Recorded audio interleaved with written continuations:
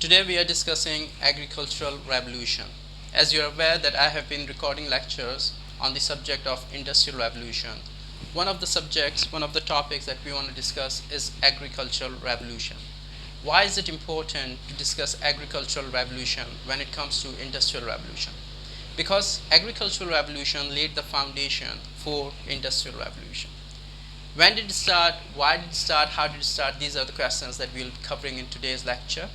We understand that about 10 to 11,000 BC, agricultural revolution started in a place called Mesopotamia, which is the modern day Iraq, Jordan, Syria, and Palestine.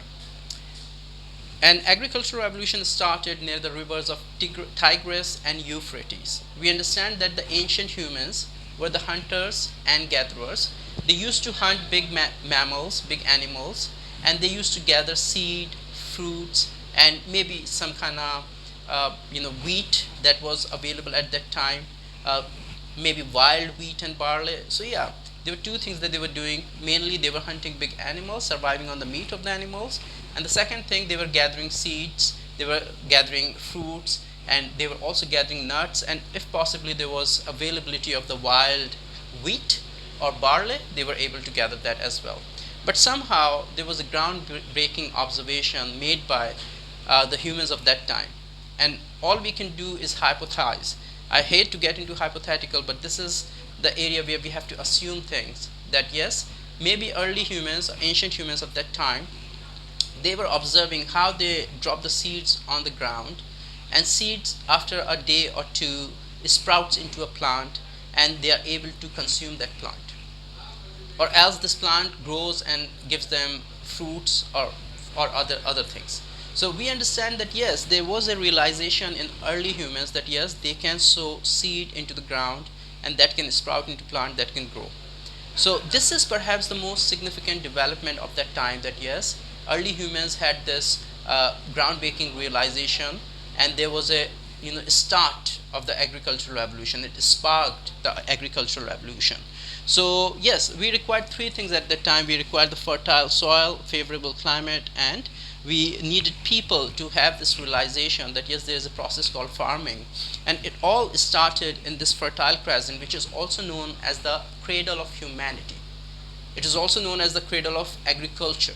So we see this belt right from Tigris River to sort of like Euphrates, all the belt over there. The civilizations were sort of living there, and they became sort of like a settled community. So initially, ancient humans were running after the food. Wherever they see the food, they'll run after the food. They'll go into the direction of the food. They were not stagnant or settled. But there comes a time where they actually become a settled community, where they start living near the river, and they decided that see, we are not going to hunt animals, and we will be relying on farming solely. But the point here is that who took the decision? How did they realize? These are the unknown facts and unknown things that we can only sort of like speculate about. We don't know for sure. We cannot ascertain these things. So yeah, these humans, when they settled down, they started living in a community. So we have got two groups of people. On one hand, we have got hunter and gatherers. On the other hand, we have got the people who are in the settled community. We've got totally different mode of lifestyle because they are relying solely on the vegetable, and on the other hand, there are people who are consuming meat and they're more powerful. So we have got two strain of people. When they are working together, there's a cultural exchange taking place, and once this happens, we see that the agricultural revolution emerges in different parts of the world simultaneously. It's not concentrated to that area, Mesopotamia, which is modern day, the Iraq and Syria and Jordan. I'm not talking about that thing. I'm talking about it emerges in different regions of the world altogether. And we in Harappan civilization, which is Pakistan, my country, we have got Indus Valley civilization, which is a very old civilization. We have got many artifacts and many remnants of the civilization. One of them is Mohenjo-daro. So we were growing wheat, barley, and peas at the time here. And if we talk about China, they were growing rice and millets. And if we talk about Mesoamerica, there were civilizations of Mayans and Aztecs. They were cultivating maize, beans, and squash.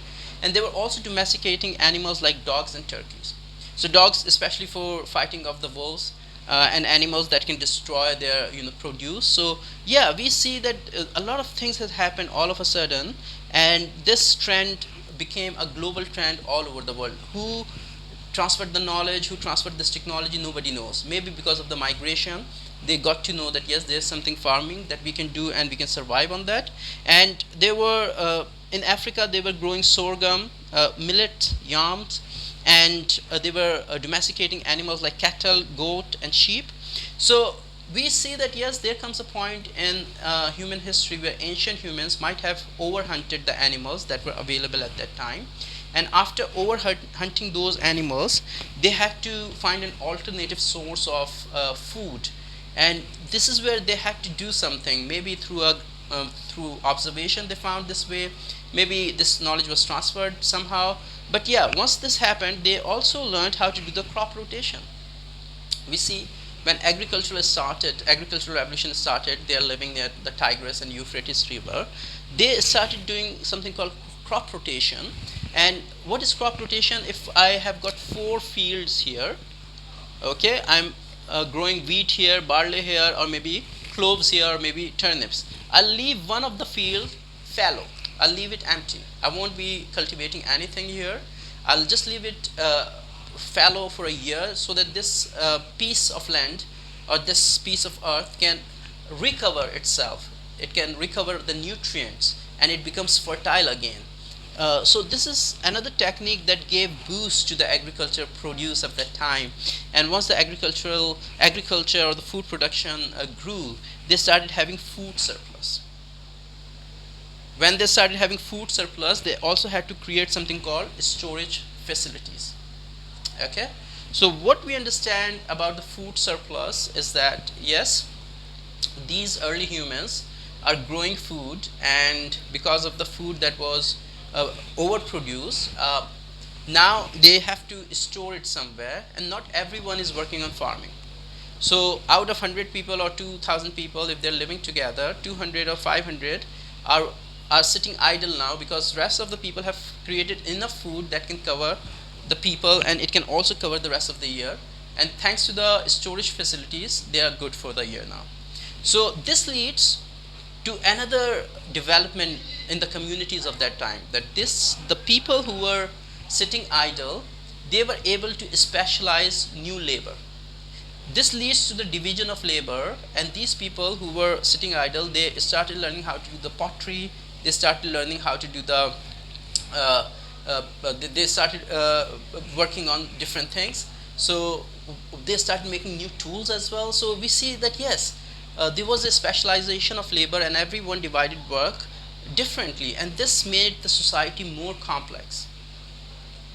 You see how from a very ancient society where everyone was hunter and gatherer, the society moved on. They produced enough food through the farming. Yes, when we look at the division of the society, one group of people who were solely reliant on the vegetable, they were not as muscular or as powerful as the other group of people were. But yeah, this change, this development led to the food storage, food surplus, where everyone started enjoying food. And the new group of people, when they specialize in new sort of like labor, the society became more complex. Yeah. So yes, I have covered all the things, but one thing that I have to cover, that there were dry seasons for which they had to create some irrigation system. And people of that time, of course, they had the fertile land, as we have discussed about the Tigris and Euphrates river, and that's called the cradle of humanity, where we have got fertile soil, we've got favorable climate, we already have wild wheat and barley. Now people had to create different dikes, canals, ditches to irrigate the crop at that time. So what they did, they created a channel from the river, and they created a basin, like a big massive round hole in earth, where they could collect the water, they can store the water, and then mud the entire channel. Once the channel has been mudded again, now they have got a water reservoir which they can redirect to different parts of the field, where they can where they can water the crop. So we see that yes, industrial revolution is heavily dependent on agricultural revolution, because During industrial revolution, they needed the workforce, and that workforce couldn't be possible without the produce of food that was in surplus, that gave boost to the population increase. Just to give you a perspective, just in England between 1550 and 1650, the population grew from 5.1 million people to 16 point some million people.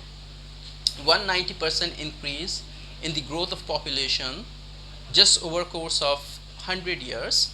And this actually happened where? In England. And this happened after the industrial revolution, where they invented the steam engines, and they were able to use steam engines into agriculture as well. That boosted the agricultural production as well. So yeah, there are many things that we can learn from agricultural revolution, because we understand that food security is becoming a problem all over the world because of the harsh weather conditions. So we can learn the early techniques, and it's very interesting to see that how humans have gone through different phases in the course of the history, and agricultural revolution remains one such a massive development. Although there have been many agricultural revolutions, but Neolithic revolution, which was about 13,000 years ago, is one such revolution that sparked the agricultural revolution for the entire humanity. So thank you so much for listening. Do like and subscribe to my channel. I'll see you with a new lecture next time. Thank you.